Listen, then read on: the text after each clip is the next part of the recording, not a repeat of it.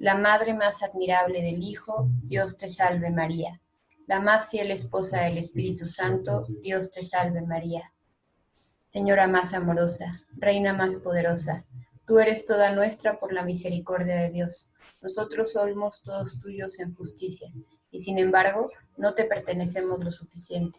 Por eso, una vez más, como un esclavo que siempre le pertenece a su amo, nos entregamos completamente a ti sin reservar nada para nosotros o para otros. Si tú todavía ves algo que no se te haya entregado, por favor, tómalo ahora. Conviértete en la dueña absoluta de todas nuestras capacidades. Destruye en nosotros todo lo que no sea agradable a Dios. Implanta en nosotros todo lo que consideres bueno. Multiplícalo. Haz que crezca en nosotros. Que la luz de tu fe disipe la oscuridad de nuestra mente. Que tu profunda humildad tome el lugar de nuestro orgullo. Que tu visión celestial ponga fin a las distracciones de nuestra imaginación errante. Que tus méritos sean mi adorno y compensen mi falta de mérito ante Dios. Que tu ardiente corazón inflame la fealdad del mío. Finalmente, mi queridísima Madre, te pido si es posible que no tenga otra voluntad que la tuya para conocer a Jesús y su santa voluntad. Que no tenga otro corazón más que el tuyo para amar a Dios pura y ardientemente como tú lo amas. Amén. Así sea a todo lo que hiciste en el cielo. Amén. Así sea a todo lo que estás haciendo en la tierra. Amén. Así sea a todo lo que estás haciendo ahora en mi alma. De esa manera tú y solo tú glorificarás a Jesús en mí durante toda mi vida y por toda la eternidad. Amén. Bueno, pues la sesión pasada estuvimos hablando acerca de qué significaba vaciarnos del mundo y cómo pues todo inició a raíz del pecado original, que es un pecado que no tenemos por haberlo hecho, es decir, no lo hemos actuado, sin embargo, lo hemos contraído como consecuencia de la desobediencia, de la desconfianza de nuestros primeros padres, y que por este pecado original o la consecuencia de este pecado original es que pues con esa decisión de desobediencia perdimos los dones preternaturales de los que gozábamos y que nos hacían más sencillo el alcanzar nuestro fin último, al que estamos llamados aquí en la tierra y en el cielo, que es amar a Dios. Dejarnos amar y permitirle al amor actuar en nosotros, porque es ahí donde alcanzamos nuestra plenitud personal, nuestra perfección personal. Es a través del amor, a través de esa felicidad que nos proporciona el darnos, que nosotros podemos gozar y experimentar el 100 por 1 en esta vida y en la otra. Todos estamos en busca de esa libertad, todos estamos en busca de esa felicidad, todos estamos en busca de esa plenitud, y eso lo refleja cada una de nuestras acciones, por más insignificante que sea. Sin embargo, a veces confundimos los bienes y queriendo elegir algo bueno, nos equivocamos y la consecuencia no es la que me perfecciona, sino muy por el contrario, a veces esa consecuencia que obtengo de ese bien que elegí porque creí que era lo mejor para mí, en realidad me dañó y daña a los míos. Por eso es que necesitamos a la Santísima Virgen, porque nosotros ya hemos sido elegidos por Dios, ya hemos sido consagrados por Él, pero ahora nosotros queremos renovar esas promesas y esos compromisos que conviene a cualquier hijo de Dios, que conviene a cualquiera de los que ya han sido elegidos y consagrados por Él. Queremos abrirnos a ese espíritu que ya se nos ha dado en el bautismo, pero que pues con el día a día, con el trajín, con los ruidos, con lo que escuchamos, con lo que vemos, y simplemente por el hecho de estar aquí en el mundo, pues nos hemos dejado seducir por el príncipe del mundo, que es el príncipe de la mentira, y ese príncipe del mundo pues se ha inmiscuido en nuestros pensamientos, en nuestros corazones, en nuestros afectos, y por eso es que pues hay heridas en nuestro corazón, herimos a los nuestros, y también por esa razón es que no siempre optamos por el bien conveniente, y por lo tanto no sabemos amar, porque también decíamos en la sesión pasada que el amor es un, un acto libre, eminentemente libre, en donde yo, lejos de de mis expectativas, lejos de mis emociones, o sea, me desprendo de expectativas, me desprendo de emociones para realmente elegir con la cabeza y con el corazón, con esos afectos que Dios pone en mi corazón. Y es difícil a veces hacer este tipo de elecciones libres, porque como les digo, pues hay mucho ruido, hay mucha vanidad, y en esa vanidad o en esa soberbia el querer quedar bien, y por lo tanto hay voces en el exterior que, que quiero yo agradar, y a veces por agradar esas voces en el exterior o incluso por agradarme a mí misma, me equivoco. Pero para eso tenemos a nuestra aliada, la Santísima Virgen, porque cuando Eva desobedeció, Dios no se hizo un lado, no nos abandonó. Él, y bueno, nosotros aquí podríamos cuestionarnos, pero ¿por qué Dios no evitó que nuestros primeros padres pecaran? Bueno, pues aquí está lo hermoso de la respuesta.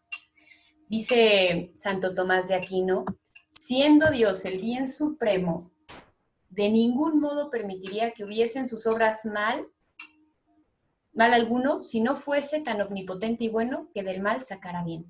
O sea, si Dios permitió que nuestros primeros padres pecaran primero, es porque pues el amor es un acto eminentemente libre. Y Dios a todos nos regaló el don de la libertad, porque sin ese don de la libertad era imposible amar. Ahora, Dios no es como un papá, como una mamá humana, no es como nosotros, que si damos un regalo y vemos que con ese regalo nuestro hijo pues se está haciendo daño, pues se lo vamos a quitar, porque a lo mejor decidimos regalarle unos patines y de repente se molesta y con los patines está golpeando al hermanito, pues le voy a quitar los patines. Oye, y el hijo me puede decir, pero tú me los diste, es un regalo que tú me obsequiaste. Sí, pero le estás haciendo daño a tu hermano. O a lo mejor no le está haciendo daño a su hermano, pero se quiere poner los patines y ir a patinar sobre el agua o ir a patinar en el techo. Pues se lo voy a quitar porque es una amenaza. Sin embargo, Dios no es como nosotros. Cuando Dios nos da un regalo, no nos lo arrebata. Él nos lo dio y ahí está, y ahí estará y permanecerá intacto, porque lo que Dios da no lo quita. Pero claro que sufre con nosotros y sufre por nosotros al ver que con ese regalo con el que podríamos alcanzar plenitud, perfección, con el que cual podríamos elegir por el amor, estamos eligiendo lo contrario, estamos eligiendo la muerte sin darnos cuenta, porque nadie o sea, en su pleno juicio, en su sano juicio, elige algo que le va a repercutir un daño.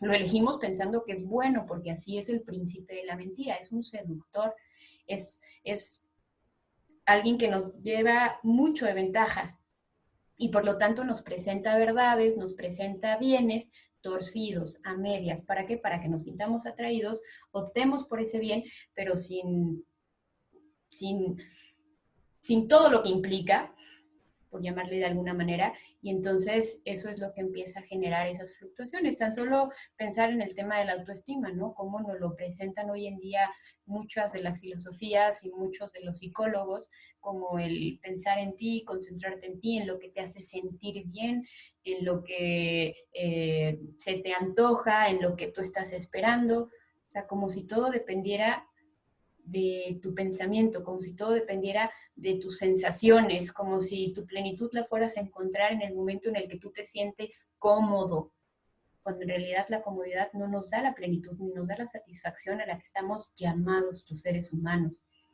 Y por lo tanto, ¿qué es lo que sucede? Pues que estamos muy cómodos, que estamos logrando nuestras metas, pero a costa de sentirnos cada día más vacíos, más insatisfechos, porque hay ese eco de eternidad en nuestro corazón que está llamado pues a lo infinito, a lo eterno, al amor, a lo trascendente, y entonces queremos más y más y más y nos llenamos de más y más y más metas sin conseguir absolutamente nada de lo que en el fondo de nuestro corazón realmente estamos buscando. Entonces Dios permitió que el hombre pecara porque lo hizo libre y porque esa libertad no se le iba a arrebatar aunque se hiciera daño con ella, porque de hecho de esa libertad depende el amor. Sin libertad no hay posibilidad de amarnos, no hay posibilidad de amar, porque ¿qué mérito tendría el que yo me programe en mi celular un audio que me diga todos los días te amo, te amo, te amo? Pues realmente no lo voy a sentir como propio, no lo voy a... no me va a hacer vibrar, no me va a motivar, no me va a inspirar, porque yo sé que lo programé, porque no es una realidad que el celular esté decidiendo amarme, sino que yo lo programé de esa manera. Dios en su infinito amor lo permitió porque quería sacar un bien mayor. San León Magno dice, la gracia inefable de Cristo nos ha dado bienes mejores que los que nos quitó la envidia del demonio. Porque donde abundó el pecado, sobreabundó la gracia. Eso lo dice San Pablo en Romanos 5:20. Nos fueron quitados los dones preternaturales. Y nos fueron quitados es entre comillas porque en realidad nosotros decidimos hacerlos a un lado al desconfiar de Dios. Sin embargo, nos dieron dones mucho más excelentes. Porque la promesa de Dios es una promesa de amor. Por eso dice el canto Exulte, oh feliz culpa que mereció tal y tan grande Redentor. Porque gracias al pecado original viene la redención de Cristo. Hemos sido hechos de nuevo partícipes de la vida de la Santísima Trinidad. Pero es una perfección, es una participación en toda la plenitud de gracia de Cristo. Así es que ya no solo es elevante, como lo era, por ejemplo, los dones preternaturales, que nos elevaban a esa divinidad, sino que ahora también es sanante de la naturaleza. Porque estamos participando en la plenitud de la gracia de Cristo, ya no solamente en la gracia que tuvimos en un inicio, sino en la de Cristo. Y consiste en una divinización de todo el ser humano, de la persona en su totalidad, de su naturaleza por la gracia santificante o habitual y de sus potencias o facultades del alma por las virtudes infusas y los dones del Espíritu Santo.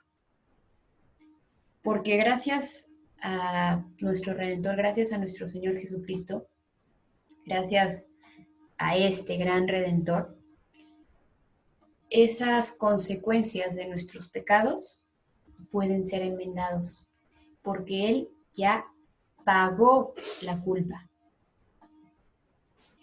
Y gracias a esa enmienda, a raíz de esas heridas, a raíz de esos tropiezos sanos, enmendados, obviamente reparados en lo posible, podemos incluso dar luz.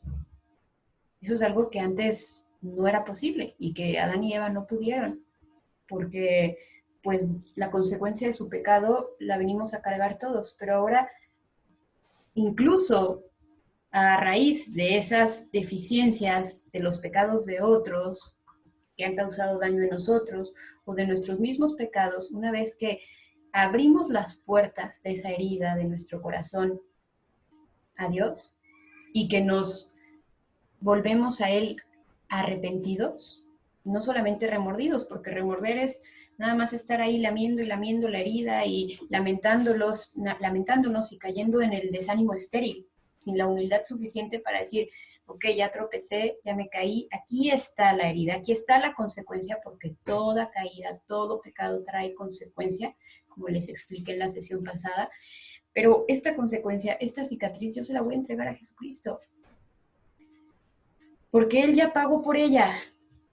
Ahora yo puedo enmendar y puedo reparar lo que esté en mis posibilidades con sus gracias, con sus méritos, para que a través de esta herida otros puedan ver luz. Imagínense, pues, la gracia tan grande que implica el que nosotros podamos tener pues esta plenitud de Cristo, esta gracia. Y eso también significa que contamos con los dones del Espíritu Santo, que son disposiciones permanentes que hacen al hombre dócil para seguir los impulsos de su espíritu, porque además estos dones son justamente los que nos impulsan a su vez a llevar a término lo que el Espíritu Santo nos insinúa, nos inspira, lo que dicta nuestro corazón, porque acordémonos lo que decía San Pablo, es que el espíritu está pronto, pero la carne es flaca.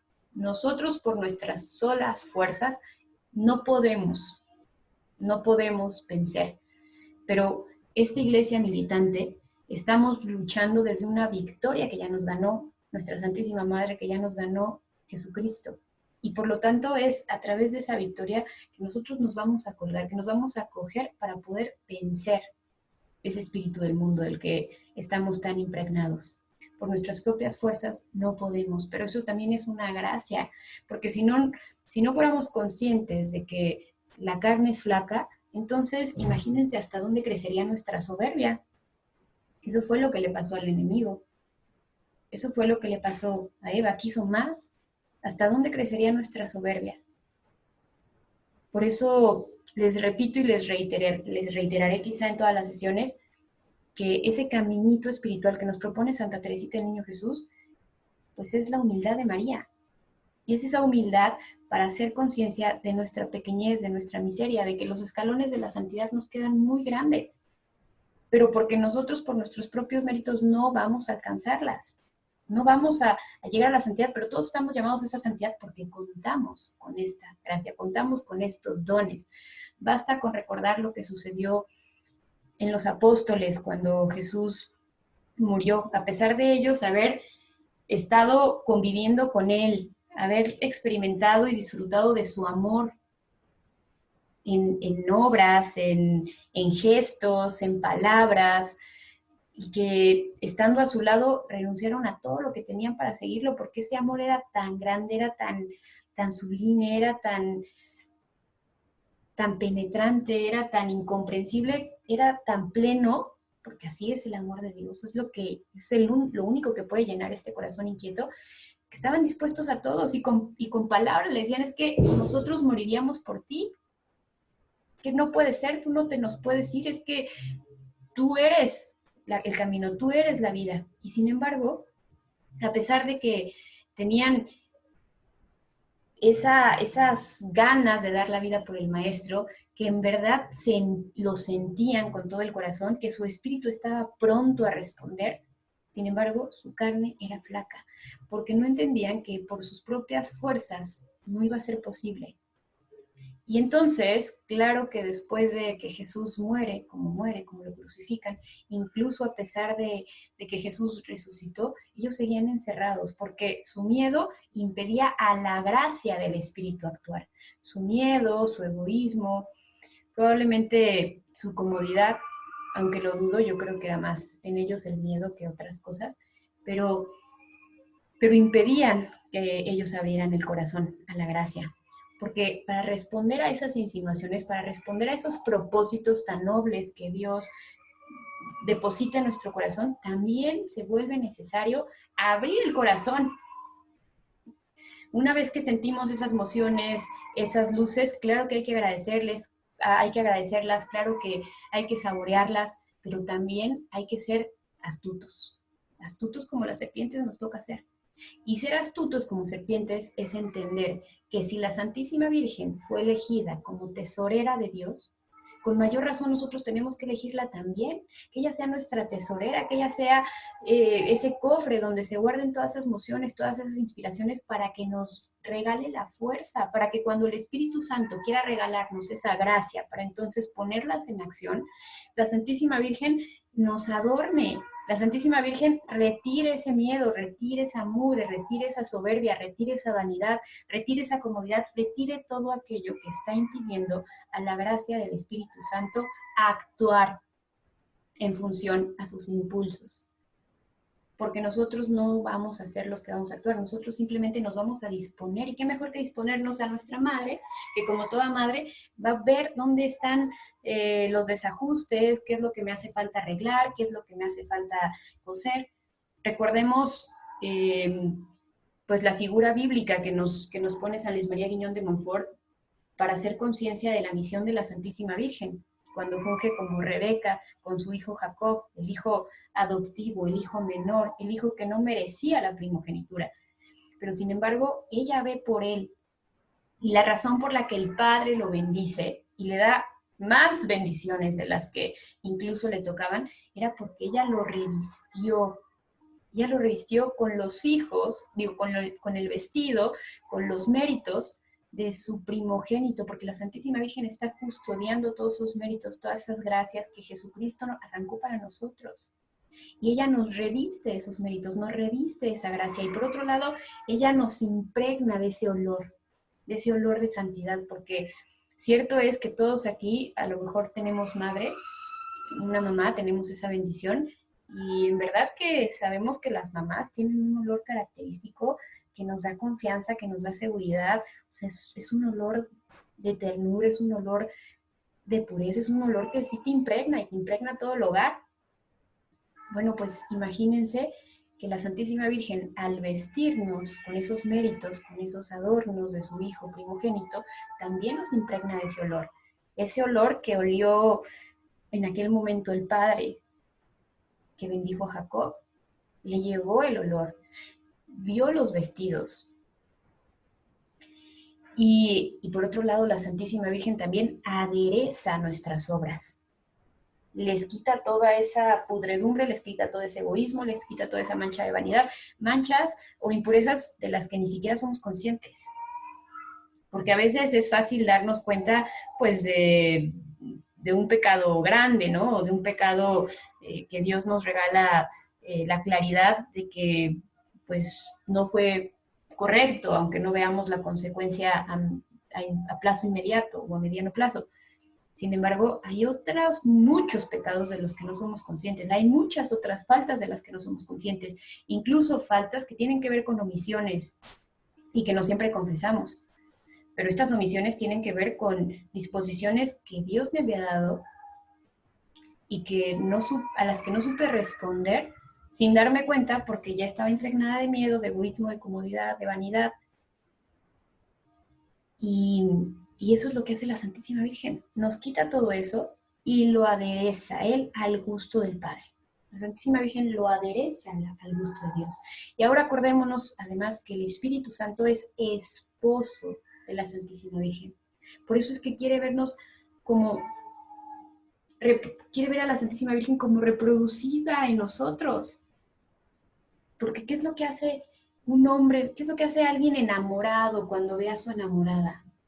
Bueno, es más, recordemos cuando estábamos enamorados, ¿qué era lo que sucedía?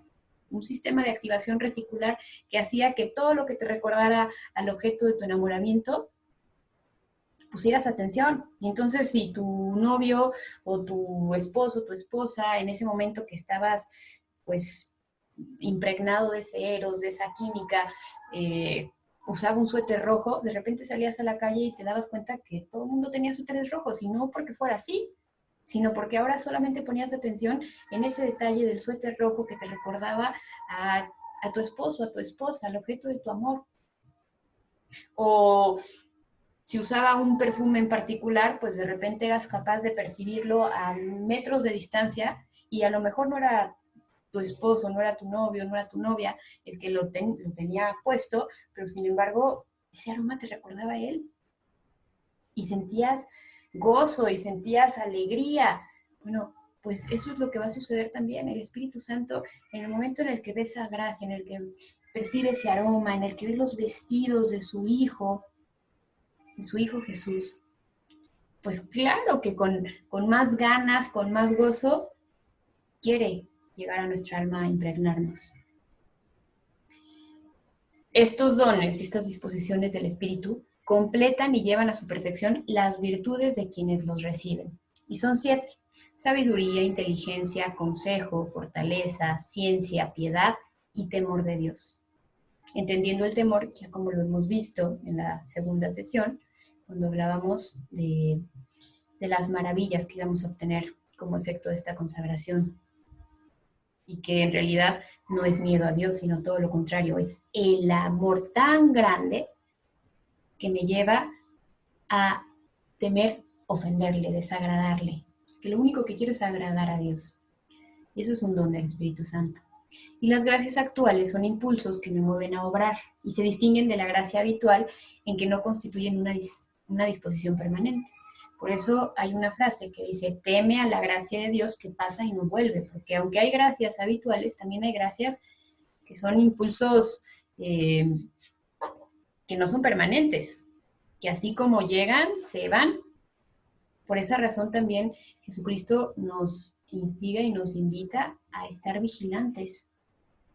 Entonces la Santísima Trinidad inhabita en el alma en gracia y su presencia es fundante del ser y de la vida sobrenatural del cristiano.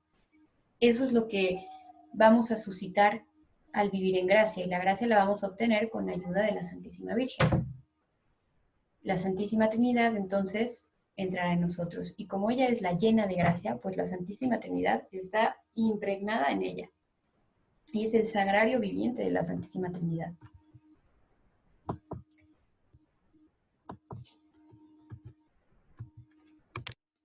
Y por otro lado, al hablar del espíritu del mundo y del espíritu de Dios, hablando también del pecado original y de la desobediencia de Adán y Eva, en ese momento cuando Adán y Eva, por su decisión, son expulsados del paraíso, digo, en realidad siguen ahí, pero ya sin estos dones preternaturales a consecuencia de su decisión, pues es muy claro Dios cuando le dice a la serpiente, al enemigo, haré que haya enemistad entre ti y la mujer, entre tu descendencia y la suya. Ella te pisará la cabeza mientras tú herirás su talón. ¿Qué quiere decir esto? Que así como nos dice San Juan que no podemos ser amigos del mundo, y entendiendo mundo como espíritu del mundo, no como la creación, porque la creación solamente es una manifestación del amor de Dios a los hombres. La creación es ese signo visible de esa realidad invisible del amor impenetrable, omnipotente e inalcanzable de Dios. O sea, al final la creación está para llevarnos a Él. Pero entendamos mundo como esas sutilezas, esos pensamientos, esa justicia que nada se parece a la de Dios y que nos confunde. Esos bienes torcidos que nos presenta el príncipe de la mentira. Entonces, está el ejército del mundo encabezado por el príncipe de la mentira, por Satanás, por la serpiente, y está también el ejército de Dios. ¿Y por quién decidió Dios que estuviera encabezado? Por la Santísima Virgen. Ella es la que viene a vencer al enemigo. Ella es la que ya triunfó sobre el enemigo, la que ya hirió su cabeza. ¿Y por qué la cabeza? Porque imagínense que para el demonio, esta reunión va a terminar en 10 minutos, perdón por la pausa, pero... Ah, no, ya no. Entonces, esta ser... Perdón, se me fue la onda, pero ya, regresamos. Entonces, imagínense que el enemigo, obviamente en su orgullo, sufre más de ser derrotado por una humilde sierva. Porque el enemigo es consciente de que era criatura de Dios. Él es consciente de que una sola palabra, un solo pensamiento de Dios basta para destruirlo. Porque el enemigo, recordemos que era Luzbel, una criatura de Dios que había sido dotada de las más altas virtudes o de la más alta gloria entre todo el coro, las potestades, entre todos los ángeles, los arcángeles.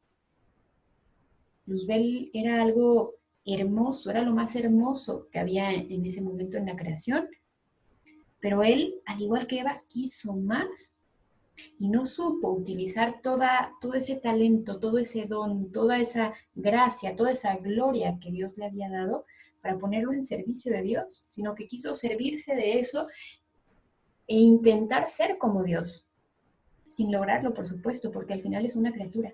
Pero entonces él entendería que Dios lo hiciera a un lado.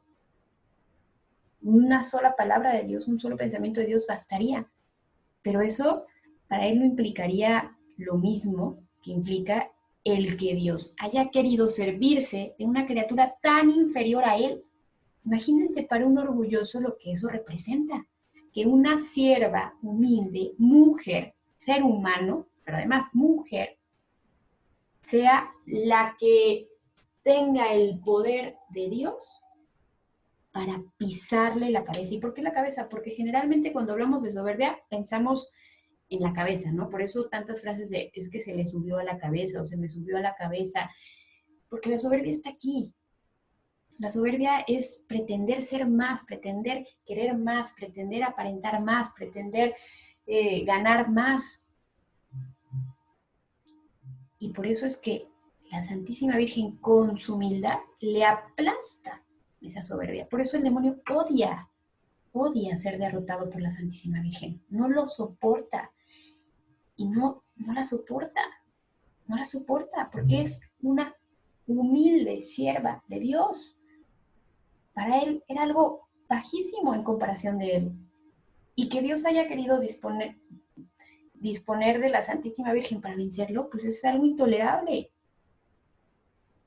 Y por otro lado, que esa dama, que la Santísima Virgen, siendo siendo tan poderosa por parte de Dios, conserve esa humildad, pues todavía más humillante.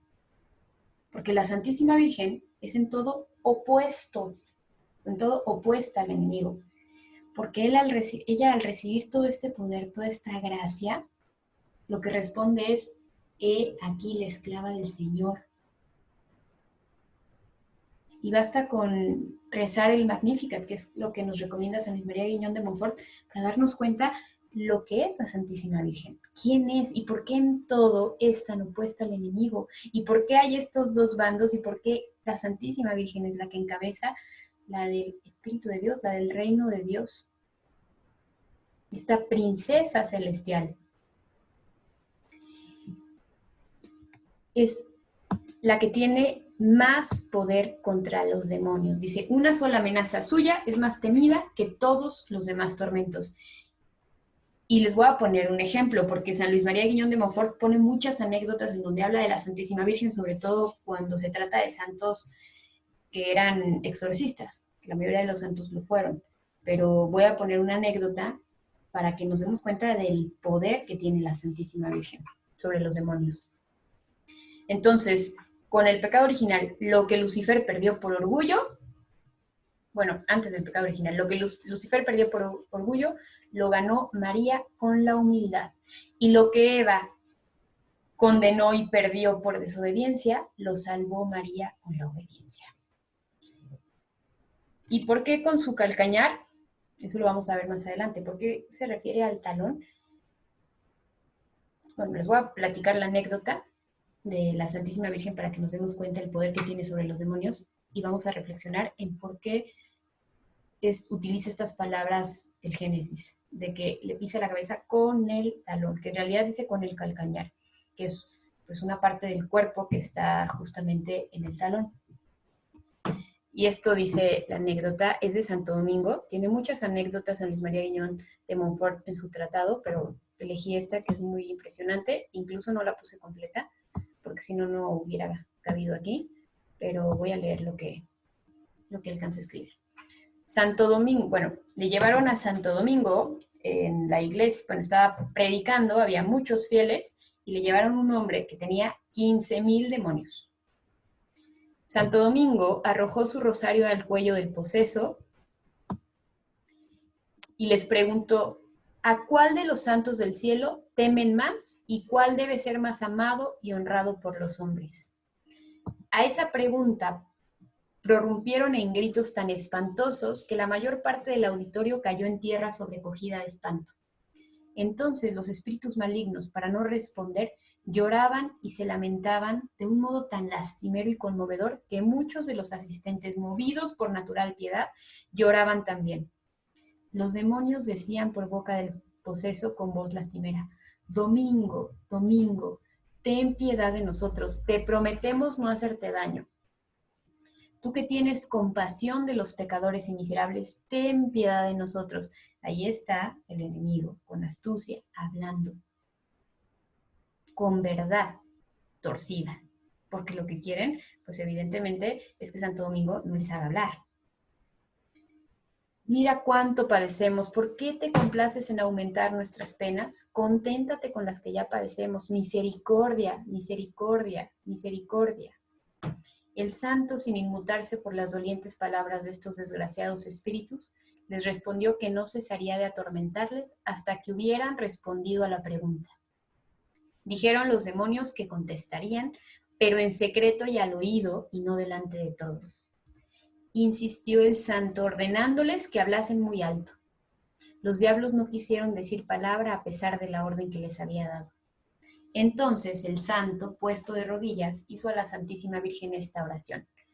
Oh excelentísima Virgen María, por la virtud de tu salterio y rosario, ordena a estos enemigos del género humano que contesten a mi pregunta. Hecha esta oración, una llama ardiente sale de las orejas, la nariz y la boca del poseso y hace temblar a todos, pero a nadie hace mal.